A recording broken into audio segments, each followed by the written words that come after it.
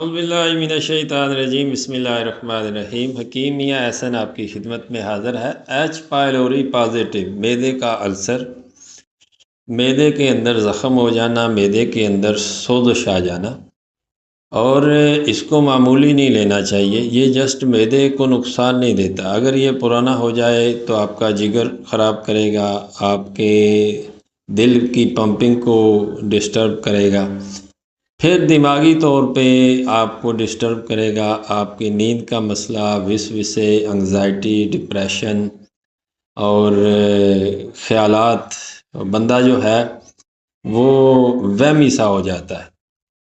تو ایچ پائلوری کا ہم اللہ کے فضل و کرم سے مجرب اور بہترین علاج کرتے ہیں۔ آپ اس بھائی کا میسیج سنیے۔